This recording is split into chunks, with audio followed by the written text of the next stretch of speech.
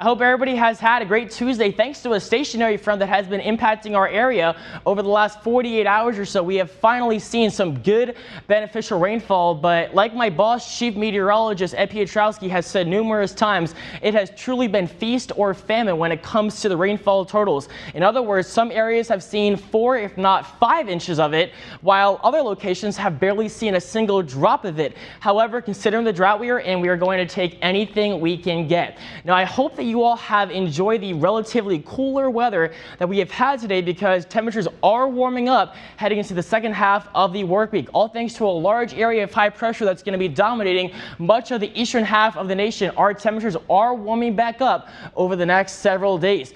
For your Wednesday, we start out in the upper 60s to lower 70s across the PD and along the border belt, lower to middle 70s right along our Grand Strand, middle 80s for your lunchtime hour, and then once we get to your afternoon, high temperatures will be in the middle to upper 80s, maybe even the lower 90s right along the Grand Strand, lower 90s heading further inland.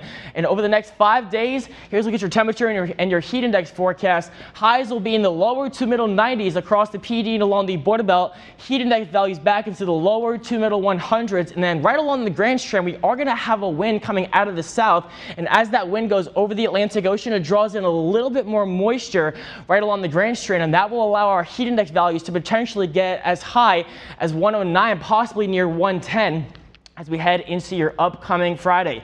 Here's some good news. Next 7 days are going to be featuring lots of quietness in the tropical Atlantic. Nothing expected to form in either the Atlantic, Caribbean, or the Gulf because of two main reasons. We have a tremendous amount of dust coming off of the Saharan desert and working its way across the Atlantic Ocean.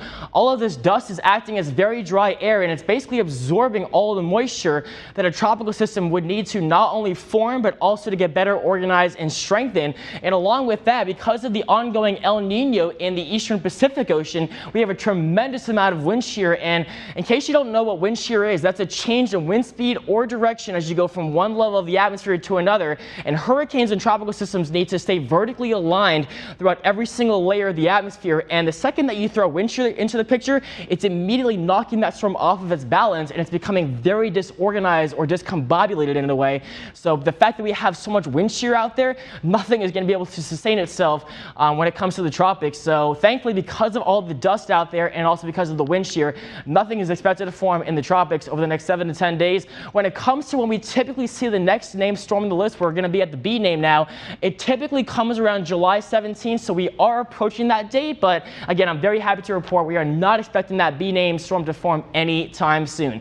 Here's your 10-day forecast right along our Grand Strand. We're going to be rain-free throughout Saturday, and then it'll be back to our typical summertime rain chances heading into the day on Sunday and also into the sort of next week as well. Highs will be in the upper 80s to lower 90s, overnight lows in the middle to upper 70s. Further inland, more of the same, just a couple of degrees warmer when it comes to those afternoon high temperatures. Lower to middle 90s for the second half of this week, with overnight lows generally in the lower to middle 70s.